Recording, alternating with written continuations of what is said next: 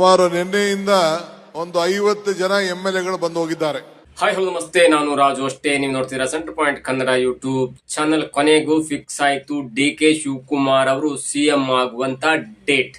Kanakapura ಉತ್ಸವದಲ್ಲೇ 50 MLA list ಅನ್ನ ಕೊಟ್ಟೇ ಬಿಟ್ಟಂತ DK Shivakumar. ಏನಿದು ಬಿಗ್ ಅಪ್ಡೇಟ್ ಮತ್ತು ಯಾವ ದಿನಾಂಕದಂದು DK ಶಿವಕುಮಾರ್ ಅವರು ಮುಖ್ಯಮಂತ್ರಿಯಾಗಿ ಪದಗ್ರಹಣವನ್ನು ಹೊಂದ್ತಾರೆ, ಇವೆಲ್ಲವನ್ನ ನೋಡೋಣ. ಅದಕ್ಕಿಂತ ಮೊದಲು ತನಕ ನಮ್ಮ ಚಾನೆಲ್ ನ ಸಬ್ಸ್ಕ್ರೈಬ್ ಆಗಿಲ್ಲ ಅಂದ್ರೆ ಈಗಲೇ ಸಬ್ಸ್ಕ್ರೈಬ್ ಮಾಡಿ, ಜೊತೆಗೆ ಕಾಮೆಂಟ್ಗಳ ಮುಖಾಂತರ ತಮ್ಮ ಅಭಿಪ್ರಾಯವನ್ನ ತಿಳಿಸಬಹುದು. ಕಾಮೆಂಟ್ ಬಾಕ್ಸ್ ಓಪನ್ ಇರುತ್ತೆ. ವೀಕ್ಷಕರೇ, ನಾನಿಲ್ಲಿ ಒಂದು ವಿಷಯವನ್ನ ನಿಮ್ಮ ಗಮನಕ್ಕೆ ತರಲಿಕ್ಕೆ ಇಷ್ಟಪಡ್ತೇನೆ.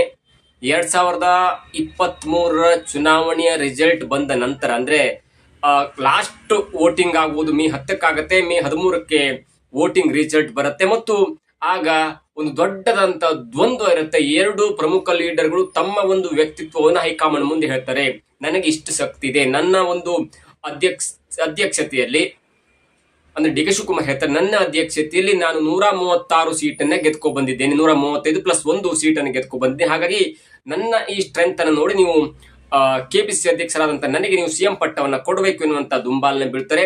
ಜೊತೆಗೆ ಸಿದ್ದರಾಮಯ್ಯನವರು ತಮ್ಮ ವಾದವನ್ನು ಮಾಡ್ತಾರೆ, ನನ್ನ ಮುಖವಾಣಿಯನ್ನು ನೋಡಿಕೊಂಡು ನನಗೆ ಪಟ್ಟವನ್ನ ಕೊಡಬೇಕು ಎನ್ನುವಂತ ವಾದವನ್ನ ಮುಂದೆ ಇಡ್ತಾರೆ ಮತ್ತು ವಾರಗಟ್ಟಲೆ ಕಾಲ ಅದು ಎಳ್ಕೊಂಡೋಗಿ ವಿಪಕ್ಷಕ್ಕೆ ದೊಡ್ಡ ಆಹಾರ ಕೂಡ ಆಗತ್ತೆ ಮತ್ತು ಆ ಮಟ್ಟಿಗೆ ಅತ್ಯಂತ ಹೀನಾಯವಾಗಿ ಸೋತಂತ ಬಿಜೆಪಿ ಕೂಡ ಒಂದು ಮಟ್ಟಿಗೆ ಕಾಂಗ್ರೆಸ್ ಪಕ್ಷವನ್ನ ಟೀಕೆ ಮಾಡುವ ಹಂತಕ್ಕೆ ಹೋಯ್ತು ಮತ್ತು ಖರ್ಗೆ, ರಾಹುಲ್ ಗಾಂಧಿ, ಸೋನಿಯಾ ಗಾಂಧಿ ಮತ್ತು ಪ್ರಿಯಾಂಕಾ ಗಾಂಧಿ ಅವರ ಒಂದು ಮಾತುಕತೆಯಲ್ಲಿ ಮತ್ತು ಖರ್ಗೆ ಅವರ ಕುಟುಂಬ ಮತ್ತು DK ಶಿವಕುಮಾರ್ ಅವರ ಸಹೋದರರಾದಂತ DK ಸುರೇಶ್ ಅವರ ಮನವೊಲಿಸಿ ಮೊದಲು 2.5 ವರ್ಷಗಳ ಕಾಲ ಸಿದ್ದರಾಮಯ್ಯ ಮುಖ್ಯಮಂತ್ರಿ ಆಗ್ತಾರೆ. ಆ ವೇಳೆಗೆ DK ಅವರು DCM ಆಗಿರ್ತಾರೆ. ಅದಾದ ನಂತರ 2.5 ವರ್ಷಗಳ ಆದ ನಂತರ ಅಂದ್ರೆ ನವೆಂಬರ್ 21ಕ್ಕೆ 2025 ನವೆಂಬರ್ 20ಕ್ಕೆ ಮುಗಿಯುತ್ತೆ. 21ಕ್ಕೆ DK ಶಿವಕುಮಾರ್ ಅವರು CM ಆಗಿ ಪದಗ್ರಹಣವನ್ನು ಹೊಂದ್ತಾರೆ ಮತ್ತು ಆ ವೇಳೆಗೆ ಸ್ವಯಂ ನಿವೃತ್ತಿಯನ್ನ ಸಿದ್ದರಾಮಯ್ಯನವರು ಪಡ್ಕೊಳ್ತಾರೆ ಅನ್ನುವಂತ ಮಾತನ್ನ DK ಸುರೇಶ್ ಅವರಿಗೆ ಒಪ್ಪಿಸಿ ಆ ಮಾತನ್ನ ಹೇಳಿಸಿದಂತವರು ಕಾಶ್ಮೀರಿ ಪ್ರವಾಸದಲ್ಲಿದ್ದಂತ ಪ್ರಿಯಾಂಕಾ ವಾಡ್ರಾ ಮತ್ತು ಸೋನಿಯಾ ಗಾಂಧಿ ಅವರ ಮಾತನ್ನು ಕೇಳಿ DK ಸುರೇಶ್ ಅವರ ಮನವನ್ನ ಒಪ್ಪಿಸಿ DK ಶಿವಕುಮಾರ್ ಡೆಪ್ಯೂಟಿ CM ಆಗ್ಲಿಕ್ಕೆ ಒಪ್ಕೊಳ್ತಾರೆ. ಇದು ಒಂದು ಹಂತಕ್ಕೆ ಆದಂತ ಚರ್ಚೆಯಾಗಿತ್ತು ಮತ್ತು ಮಾತುಕತೆ ಒಪ್ಪಂದ, ಅದು 4 ಗೋಡೆಗಳ ಮಧ್ಯೆ ಆದಂತ ಒಪ್ಪಂದ. ಆ ಒಂದು ಒಪ್ಪಂದ ಆದ ನಂತರ ಮೇ 20ಕ್ಕೆ ಸಿದ್ದರಾಮಯ್ಯನವರು ಮುಖ್ಯಮಂತ್ರಿಯಾಗಿ ಪದಗ್ರಹಣವನ್ನು ಹೊಂದ್ತಾರೆ ಮತ್ತು ಅದೇ ವೇಳೆಗೆ DK ಶಿವಕುಮಾರ್ ಅವರು ಉಪಮುಖ್ಯಮಂತ್ರಿಯಾಗಿ ಒನ್ ಮ್ಯಾನ್ ಶೋ ತರ ಮತ್ತು ಇಲ್ಲಿಯ ತನಕ ಯಾರು ಕೂಡ ಈ ಲೆವೆಲ್ಗೆ DCM ಆಗಿದ್ದಂತೂ ತಮ್ಮ ಹವಾವನ್ನ ಮೇಂಟೈನ್ ಮಾಡಿದಂತ ಉದಾಹರಣೆ ಇಲ್ಲ. ನಮ್ಮ ಕರ್ನಾಟಕದಲ್ಲಿ ಒಂದೇ ಸಮನೆ 2 ಮುಖ್ಯಮಂತ್ರಿ ಆದ್ರು. ಶೆಟ್ಟರ್ ಆಗಿರ್ಬೋದು, ಸದಾನಂದ ಗೌಡರು ಆಗಿರ್ಬೋದು, ಜೊತೆಗೆ ಯಡಿಯೂರಪ್ಪನವರ ಅವಧಿಯಲ್ಲಿ 2-3 DCM ಆದ್ರು. ಅವ್ರ ಹೆಸರು ಕೂಡ ಯಾರು ನೆನಪಿಲ್ಲ. ಆದ್ರೂ ಅಂತ ಒಂದು ವ್ಯವಸ್ಥೆಯಲ್ಲಿ DK ಶಿವಕುಮಾರ್ ದೇಶ ಕಂಡಂತ ಅತ್ಯಂತ ಜನಪ್ರಿಯ DCM ಎನ್ನುವಂತ ಪಟ್ಟವನ್ನು ಕೂಡ ಪಡ್ಕೊಬಿಟ್ರು. ಆದ್ರೆ ಯಾವಾಗ 2025 ನವೆಂಬರ್ 20 ಬಂತಲ್ಲ, ಹತ್ರ ಬಂತಲ್ಲ, ಆಗ DK ಶಿವಕುಮಾರ್ ತಮಗೆ ಪಟ್ಟವನ್ನು ಕೊಡ್ಬೇಕು ಎನ್ನುವಂತ ಮಾಹಿತಿಯನ್ನು ಇಂಗ್ಲಿಷ್ ಚಾನಲ್ ಕೂಡ ಹಂಚಿಕೊಂಡಿದ್ರು. ಮತ್ತೆ ಸಿದ್ದರಾಮಯ್ಯನವರು ಬಣ ಇಲ್ಲ ಕೊಡಲ್ಲ ಎನ್ನುವಂತ ಒಂದು ಹಠಕ್ಕೆ ಬಿದ್ದುಬಿಡ್ತು ಮತ್ತು ಇಲ್ಲ ಸಿದ್ದರಾಮಯ್ಯರು 5 ವರ್ಷ ಮುಖ್ಯಮಂತ್ರಿ ಎನ್ನುವಂತ ಹಠಕ್ಕೆ ಬಿದ್ದಾಗ ಹೈಕಮಾಂಡ್ ಕೂಡ ತಲೆತು ಬಂದ್ ಕರೀತು, ಮಾತಾಡಿದ್ರು. ಒಂದ್ ಕಡೆ ಸಿದ್ದರಾಮಯ್ಯನವ್ರಿಗೆ ಮುಜುಗರ ಆಯ್ತು, ಒಂದ್ ಕಡೆ DK ಶಿವಕುಮಾರ್ ಅವ್ರಿಗೆ ಬೇಜಾರಾಯ್ತು. ಅಂತೂ ಇಂತೂ ಯಾವ ಲೆವೆಲ್ಗೆ ಬಂತಂದ್ರೆ ಸಿದ್ದರಾಮಯ್ಯನವರು DK ಮನೆಗೆ ಬಂದು ತಿಂಡಿ ಮಾಡಿದ್ರು ಮತ್ತು DK ಶಿವರು ಸಿದ್ದರಾಮಯ್ಯನವ್ರ ಮನೆಗೆ ತಿಂಡಿ ಮಾಡಿ ಒಂದು ಹಂತಕ್ಕೆ ಈ ಪಟ್ಟ ಅಥವಾ ಈ CM ಪಟ್ಟ ಎನ್ನುವುದು ಸ್ಮೂತ್ ಟ್ರಾನ್ಸ್ಫರ್ ಆಗ್ಬೇಕು, ಸ್ಮೂತ್ ಟ್ರಾನ್ಸಾಕ್ಷನ್ ಆಗ್ಬೇಕು ಅನ್ನುವಂತ ರೀತಿಗೆ ಇಬ್ರು ಕೂಡ ಒಪ್ಕೊಂಡ್ರು. ಅದಕ್ಕೆ ಕಾರಣ ನೋಡಿ, ಸಿದ್ದರಾಮಯ್ಯನವರು 2025 ನವೆಂಬರ್ ಅಥವಾ ಈ ಜನವರಿಯಲ್ಲಿ ಪಟ್ಟವನ್ನು ಬಿಟ್ಟುಕೊಟ್ರೆ ಅದು ಅಹಿಂದ ನಾಯಕರಿಗೆ, ಅದು ಅಹಿಂದ ವರ್ಗಕ್ಕೆ ಒಂದು ಹಿನ್ನಡೆ ಆಗುತ್ತೆ ಮತ್ತು ಅಹಿಂದ ನಾಯಕರ ಆಕ್ರೋಶಕ್ಕೆ ಕಾರಣವಾಗಬೇಕಾಗತ್ತೆ ಅನ್ನುವಂತ ಕಾರಣಕ್ಕಾಗಿ ಇಲ್ಲ, ಇಬ್ರು ಗೌರವವಾಗಿ ಪರಸ್ಪರ ಒಪ್ಕೊಂಡು ಆ ಪಟ್ಟವನ್ನು ಬಿಟ್ಕೊಡಿ ಅನ್ನುವಂತ ಒಂದು ತಾಕೀತನ್ನ, ಒಂದು ಪಾಯಿಂಟ್ ಅನ್ನ ಇಬ್ಬರು ನಾಯಕರಿಗೂ ಕೂಡ ಕೊಟ್ಟು ಮತ್ತು ಅದಕ್ಕೆ ಬೇಕಾದಂತ ಮುಹೂರ್ತ, ಅದಕ್ಕೆ ಬೇಕಾದಂತ ವ್ಯವಸ್ಥೆ ನೀವಿಬ್ರು ಮಾಡ್ಕೊಳ್ಬೇಕು ಮತ್ತು ಇಬ್ರು ಕೂಡ ಒಳ್ಳೆ ಹೆಸರು ಬರಬೇಕು. ಆ ಮುಖಾಂತರ ಕರ್ನಾಟಕದಲ್ಲಿ ಮುಂದೆ ಕೂಡ ಕರ್ನಾಟಕದಲ್ಲಿ ಕಾಂಗ್ರೆಸ್ ಪಕ್ಷ ಅಧಿಕಾರಕ್ಕೆ ಬರಬೇಕೆನ್ನುವಂತ ಒಂದು ಸೂಚನೆಯನ್ನ ಕೊಡ್ತು. ಅದರ ಮುಂದುವರೆದ ಭಾಗವಾಗಿ ತುಂಬಾ ಜನ DK ಆಪ್ತರು ಹೇಳಿದ್ರು, ಇಲ್ಲ ಜನವರಿ 8ಕ್ಕೆ ಆಗುತ್ತೆ, ಡೇಟ್ ಚೆನ್ನಾಗಿದೆ, ಹಾಗಿದೆ ಹೀಗಿದೆ ಅನ್ನುವಂತ ಲೆಕ್ಕಾಚಾರ ಕೂಡ ಬಂದಾಗ ನನಗೆ ಅನ್ಸಿತ್ತು ಆವಾಗಿಲ್ಲ, ಇದು ಸದ್ಯದ ಮಟ್ಟಿಗೆ ಆಗಲ್ಲ ಮತ್ತು ಸರಿಸುಮಾರು ಮೇ ಟೈಮಲ್ಲಿ ಆಗ್ಬೋದು. ಯಾಕಂದ್ರೆ ಏಪ್ರಿಲ್ ಟೈಮಲ್ಲಿ ಪಂಚರಾಜ್ಯಗಳ ಚುನಾವಣೆ ಇದೆ. ಅದು ತಮಿಳುನಾಡು ಆಗಿರ್ಬೋದು, ಕೇರಳ ಆಗಿರ್ಬೋದು, ಉತ್ತರ ಭಾರತದ ಕೆಲವೊಂದು ರಾಜ್ಯ ಆಗಿರ್ಬೋದು, ಹೀಗೆ 5 ರಾಜ್ಯಗಳಲ್ಲಿ, ಪಶ್ಚಿಮ ಬಂಗಾಳ ಆಗಿರ್ಬೋದು, 5 ರಾಜ್ಯಗಳಲ್ಲಿ ಚುನಾವಣೆ ಇರುವಾಗ ಆ ಹಂತಕ್ಕೂ ಮೊದಲು 1 ತಿಂಗಳ ಮೊದಲು ಸಿಎಂ ಬದಲಾವಣೆ ಆದ್ರೆ ಅದು ದೇಶಕ್ಕೆ ದೊಡ್ಡ ಇಫೆಕ್ಟ್ ಆಗುತ್ತೆ ಮತ್ತು ಸಿದ್ದರಾಮಯ್ಯ ಎನ್ನುವಂತ ಒಬ್ಬ ಅಹಿಂದ ನಾಯಕನನ್ನ ಕಾಂಗ್ರೆಸ್ ಪಕ್ಷ ತುಳಿತು ಎನ್ನುವಂತ ಟೀಕ್ ಕೂಡ ಗುರಿ ಆಗ್ಬೇಕಾಗತ್ತೆ. ಆ ಹಂತವಾಗಿ ಮತ್ತು ಕರ್ನಾಟಕದ ಬಜೆಟ್ ಕೂಡ ಇದೆ. ಮಾರ್ಚ್ 15-16 ಬಜೆಟ್ ಇದೆ. ಬಜೆಟ್ ಆದ ನಂತರ ಬಜೆಟ್ಗೆ ಮತ್ತೆ ಅದಕ್ಕೆ ಒಂದು ಒಪ್ಪಿಗೆಯನ್ನು ವಿಧಾನಮಂಡಲ ಅಧಿವೇಶನದ ಒಪ್ಪಿಗೆ ಕೂಡ ಪಡಿಬೇಕಾಗತ್ತೆ.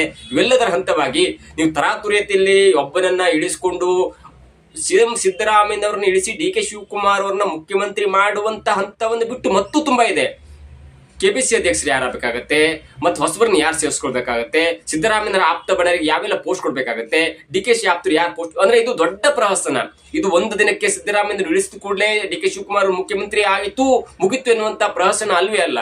ಒಂದ್ ವೇಳೆ ಸಿದ್ದರಾಮಯ್ಯ ಇಳಿಬೇಕಂದ್ರೆ ಅವರ ಆಪ್ತರಿಗೆ ಯಾವೆಲ್ಲ ದೊಡ್ಡ ದೊಡ್ಡ ಪೋಸ್ಟ್ ಕೊಡ್ಬೇಕು, ಮತ್ತು ಆ ಹೊಸ ಆಪ್ತರನ್ನ ಯಾರು ಸೇರಿಸ್ಕೊಳ್ಬೇಕು, ಮತ್ತು 2.5 ವರ್ಷಗಳ ಆದ ನಂತರ ಈಗಾಗಲೇ ಒಂದು ಶಫಲ್ ಆಗುತ್ತೆ.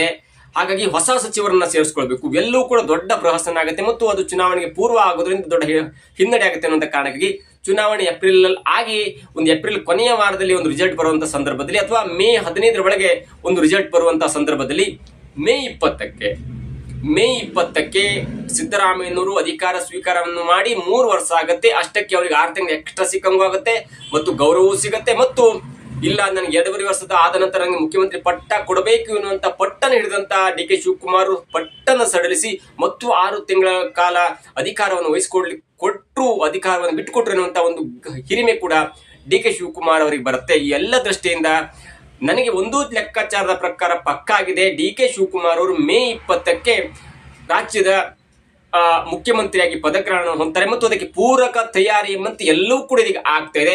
ನರೇಗಾ ಯೋಜನೆಯನ್ನ ವಿರೋಧ ಮಾಡಿ ಪ್ರತಿಭಟನೆ ಮಾಡಿದಾಗ ಅಥವಾ ಜಿ ಪ್ರತಿಭಟನೆ ಮಾಡಿದಾಗ ಡಿ.ಕೆ. ಶಿವಕುಮಾರ್ ಅವರಿಗೆ ತಲೆಗೆ ಟವೆಲ್ ಸುತ್ತಿದಂತ ಒಂದು ಸನ್ನಿವೇಶ ಆಗಿರ್ಬೋದು ಸಿದ್ದರಾಮಯ್ಯನವರು. ಜೊತೆಗೆ ನಿನ್ನೆ ಆದಂತ ಒಂದು ಕನಕಪುರ ಉತ್ಸವದಲ್ಲಿ ನೇರವಾಗಿ ಡಿ.ಕೆ. ಶಿವಕುಮಾರ್ ಅವರು ಹೇಳ್ತಾರೆ, ನನ್ನ ಈ ಕನಕಪುರ ಉತ್ಸವಕ್ಕೆ 50 MLAಗಳು ಬಂದು ಹೋಗ್ಬಿಟ್ರು. ಒಂದು ಉತ್ಸವಕ್ಕೆ, ಒಂದು ತಾಲೂಕಾ ಉತ್ಸವಕ್ಕೆ 50 ಜನ MLAಗಳೇ ಬಂದು ಹೋದ್ರಂದ್ರೆ ನಿಮ್ಗೆ ಅರ್ಥ ಆಗಿರ್ಬೇಕು ನಾನು ಯಾಕೆ ಇದನ್ನ ಹೇಳ್ತೇನೆ ಅಂದ್ರೆ, so that I have more than 100 MLAs with us ಅಂತ. ನಿಮ್ಗೆ ಕೆಲವೊಬ್ರು ಜಾರಕಿಹೊಳಿ ಈಗ ಡಿ.ಕೆ. ಶಿವಕುಮಾರ್ ಅವರ ಪರವಾಗಿ ಬಂದಿದ್ದಾರೆ. ಯಾಕಂದ್ರೆ ಅವರು ಹೇಳಿದ್ದಾರೆ ನಾನು ಕೆಪಿಸಿ ಅಧ್ಯಕ್ಷನಾಗ್ತೀನಿ ಮತ್ತು 2028ಕ್ಕೆ I am also the contestant for CM post ಅಂತ ಹೇಳಿದ್ದಾರೆ. ಹಾಗಾಗಿ ಇನ್ನು ಉಳಿದ 4-5 ಜನ ಎಂ ಬಿ ಪಾಟೀಲ್ ಅಥವಾ ಎಚ್ ಸಿ ಮಾದೇವಪ್ಪ ಅಥವಾ ಬೇರೆ 4-5 ಜನರನ್ನ ನೀವು ಸರಿ ಮಾಡಿದ್ರೆ ಅಥವಾ ಸ್ವಲ್ಪ ಸೈಡ್ ಲೈನ್ ಮಾಡಿದ್ರೆ ಅಷ್ಟಕ್ಕೆ ಡಿ.ಕೆ. ಶಿವಕುಮಾರ್ ಅವರ ಪರವಾಗಿ 140 MLAಗಳು ಇರ್ತಾರೆ. ಒಂದು ಹಂತಕ್ಕೆ MLAಗಳು ಅಂದ ಕೂಡಲೇ ಸ್ಪಷ್ಟವಾಗಿ ಡಿ.ಕೆ. ಶಿವಕುಮಾರ್ ಅವರು ಹೇಳ್ತಾರೆ, ನನ್ನ ಕನಕಪುರ ಉತ್ಸವಕ್ಕೆ 50 MLAಗಳು ಬಂದು ಹೋದ್ರು, ಅಷ್ಟು ದೊಡ್ಡದಾಗಿ ಮಾಡ್ತಾ ಇದ್ದೇನೆ. ಮತ್ತು ಅಂದ್ರೆ 2 ದಿನ ಬಾಕಿ ಇದೆ, ಸಾಟರ್ಡೆ ಮತ್ತು ಸಂಡೇ. ಅಂದ್ರೆ ನಿನ್ನೆ ಆಯ್ತು ಮತ್ತು ಬರೋರಿದ್ರು ಮತ್ತು ಸಂಡೇ ಕೂಡ MLAಗಳು ಬರ್ತಾರೆ. ಎಲ್ಲರೂ ಕೂಡ ಬಂದು ಡಿ.ಕೆ. ಶಿವಕುಮಾರ್ ಅವರನ್ನ ಬಂದು ಮಾತನಾಡಿಸಿ ಹೋಗ್ತಾರೆ. ಅದರಲ್ಲಿ ಯಾವುದೇ ಒಂದು ಸಂಶಯ ಇಲ್ಲ. ಡಿ.ಕೆ. ಶಿವಕುಮಾರ್ ಮುಖ್ಯಮಂತ್ರಿಯಾಗಿ ಮೇ 20ಕ್ಕೆ ಪದಗ್ರಹಣ ಹೊಂದ್ತಾರೆ. ಅಷ್ಟಕ್ಕೆ ಎಲ್ಲವೂ ಕೂಡ ಕಾಲಪಕ್ವವಾಗುತ್ತೆ ಮತ್ತು ಸಿದ್ದರಾಮಯ್ಯನವರಿಗೆ ವಯಸ್ಸಾಯ್ತಾ ಬಂತು. 3 ವರ್ಷಗಳ ಕಾಲ ಮೊದಲು 5 ವರ್ಷ ಸಂಪೂರ್ಣವಾಗಿ ಅಧಿಕಾರವನ್ನ ಮಾಡಿದ್ರು ಮತ್ತು ಅವರ ಒಂದು ಮಟ್ಟಿಗೆ ಅಧಿಕಾರವನ್ನು ಚೆನ್ನಾಗಿ ಚಲಾಯಿಸಿದ್ರು. ಈಗೂ ಕೂಡ 3 ವರ್ಷ, ಟೋಟಲ್ 8 ವರ್ಷ ಆಗುತ್ತೆ. ಅವರ ಎಲ್ಲಾ ಈಡೇರಿಕೆ ಬಯಕೆ ಕೂಡ ಈಡೇರಿತು. ಯಾಕಂದ್ರೆ ನವೆಂಬರ್ 20ಕ್ಕೆ ಈ 2025 ನವೆಂಬರ್ 20ಕ್ಕೆ ಏನಾದ್ರೂ ಅಧಿಕಾರ ಕಳ್ಕೊಂಡಿದ್ರೆ ಅದು ಅವರ ದೇವರಾಜ ಅರಸು ಸರ್ವಕಾಲಿಕ ದಾಖಲೆಯನ್ನ ಕೂಡ ಮುರಿಲಿಕ್ಕೆ ಆಗ್ತಿರಲಿಲ್ಲ. ಹಾಗಾಗಿ ಎಲ್ಲವನ್ನು ಕೂಡ ಅವರ ಬೇಡಿಕೆ ಅಂತಾಗಿದೆ. ದೇವರಾಜ ಅರಸು ಅವರ ದಾಖಲೆಯನ್ನು ಕೂಡ ಮುರಿದಾಯ್ತು ಜನವರಿ 6ಕ್ಕೆ. ಅದು ಕೂಡ ಆಯ್ತು. 2.5 ವರ್ಷಗಳ ನಂತರ ಸಿಎಂ ಪಟ್ಟ ಬಿಟ್ಕೊಳ್ಬೇಕಿರೋ ಹಠವನ್ನು ಬಿಟ್ಟು ಇದೀಗ 3 ವರ್ಷ ಅಧಿಕಾರವನ್ನ ಅನುಭವಿಸಿದಂತ ಅಧಿಕಾರವನ್ನು ಮಾಡಿದಂತ ಒಂದು ಗೌರವ ಸಿಕ್ತು. ಜೊತೆಗೆ ಸ್ಮೂತ್ ಟ್ರಾನ್ಸಾಕ್ಷನ್ ಮಾಡುವ ಮುಖಾಂತರ ಇಲ್ಲ ಡಿ.ಕೆ. ಶಿವಕುಮಾರ್ ಅವರಿಗೆ ಸಿದ್ದರಾಮಯ್ಯರು ಯಾವುದೇ ಕಾರಣಕ್ಕೂ ಮೋಸ ಮಾಡಿಲ್ಲ. ವಚನ ಭ್ರಷ್ಟತೆಯಿಂದ ಹೊರ ಬಂದ್ರು ಮತ್ತು ಅಧಿಕಾರವೆನ್ನುವಂತ ಒಂದು ಪಟ್ಟವನ್ನು ಬಿಟ್ಟು ಕೊಟ್ಟು ಒಳ್ಳೆಯ ರಾಜಕಾರಣಿ ಆದ್ರೂ ಕೊನೆಯ ಗಳಿಗೆಯಲ್ಲಿ ಎನ್ನುವಂತ ಒಂದು ಪಟ್ಟ ಕೂಡ ಸಿಗುತ್ತೆ. ಯಾಕಂದ್ರೆ ಒಂದ್ ವೇಳೆ ಸಿದ್ದರಾಮಯ್ಯನವರು ಡಿ.ಕೆ. ಶಿವಕುಮಾರ್ ಅವರಿಗೆ ಪಟ್ಟವನ್ನು ಬಿಟ್ಕೊಟ್ಟಿಲ್ಲ ಅಂದ್ರೆ ವಿಲ್ ಬಿ ದ ಸೆಕೆಂಡ್ ವಚನ ಭ್ರಷ್ಟ ರಾಜಕಾರಣಿ ಎನ್ನುವುದು ಕೂಡ ಜನರು ಮಾತಾಡ್ಕೋತಾ ಇದ್ರು. ಯಾಕಂದ್ರೆ ಯಾವ ಕಾರಣಕ್ಕೆ ಕುಮಾರಸ್ವಾಮಿ ಅವರು ಯಡಿಯೂರಪ್ಪನವರಿಗೆ ಅಧಿಕಾರವನ್ನು ಬಿಟ್ಟು ಕೊಡದ ಕಾರಣಕ್ಕಾಗಿ ಹೇಗೆ ದಕ್ಷಿಣ ಭಾರತದಲ್ಲಿ ಬಿಜೆಪಿ ಹೆಬ್ಬಾಗಿಲನ್ನ ಮಾಡ್ಕೋತು ಮತ್ತು ಅದರ ತದ್ವಿರುದ್ಧವಾಗಿ ಜೆಡಿಎಸ್ ಯಾವ ತರಹದಲ್ಲಿ ವಚನ ಭ್ರಷ್ಟತೆ ಅನ್ನುವಂತ ಒಂದು ಮಾತಿನ ಹಿನ್ನೆಲೆಯಲ್ಲಿ ಮಕಾಡಿ ಮಲಗುತ್ತಿರೋದು ಕೂಡ ಜನರಿಗೆ ಗೊತ್ತಿದೆ. ಹಾಗಾಗಿ ತಮ್ಮ ಪಕ್ಷದ ಒಳಗಡೆ ಒಂದು ಸಮುದಾಯವನ್ನ ಎದುರು ಹಾಕಿಕೊಳ್ಳಬಾರದು ಎನ್ನುವ ಕಾರಣಕ್ಕಾಗಿ ಮತ್ತು ತನಗೆ ಸಿಕ್ಕಂತ ಗೌರವವನ್ನ ಪಡೆದ ನಂತರ ಇದೀಗ ಸಿದ್ದರಾಮಯ್ಯನವರು ಕೂಡ ಮೇ 20ರ ಸುಮಾರಿಗೆ ಒಂದಿನ ಆ ಕಡೆ ಈ ಕಡೆ ಆಗ್ಬೋದು ಡೇಟ್ ಅನ್ನ ಕೂಡ, ಅಂದ್ರೆ ಇಲ್ಲಿ ದೇವರ ಭಕ್ತರಾದಂತ ಡಿ ಕೆ ಶಿವಕುಮಾರ್ ಅವರು ಆ ಡೇಟ್ ಅನ್ನ ಒಳ್ಳೆ ಮುಹೂರ್ತವನ್ನು ಫಿಕ್ಸ್ ಮಾಡಬಹುದು. ಆದ್ರೆ ಮೇ 20ಕ್ಕೆ ನಂತರ ಏನ್ ಬೇಕಾದ್ರೂ ಆಗ್ಬೋದು. ಮತ್ತು ನನಗನ್ಸುತ್ತೆ ಡಿ ಕೆ ಶಿವಕುಮಾರ್ ಅವರು ಮೇ 20ರ ನಂತರ ಅಥವಾ ಮೇ 21, ಮೇ 22 ಆ ಡೇಟ್ ಅಲ್ಲಿ ಮುಖ್ಯಮಂತ್ರಿ ಆಗುವಂತ ಎಲ್ಲಾ ಸಾಧ್ಯತೆ ಕೂಡ ಇದೆ. ಮುಂದಿನ ದಿನಗಳಲ್ಲಿ ಈ ಭವಿಷ್ಯ ಅಂದ್ರೆ ರಾಜಕೀಯದ ಈ ವಿಶ್ಲೇಷಣೆ ಸತ್ಯವಾಗುವಂತ ಎಲ್ಲ ಲಕ್ಷಣ ಕೂಡ ಕಂಡು ಬರ್ತಿದೆ. ಇದಾಗಿತ್ತು ಇವತ್ತಿನ ವಿಶೇಷ. ನೋಡ್ತಾ ಇರಿ centre point Kannada YouTube channel.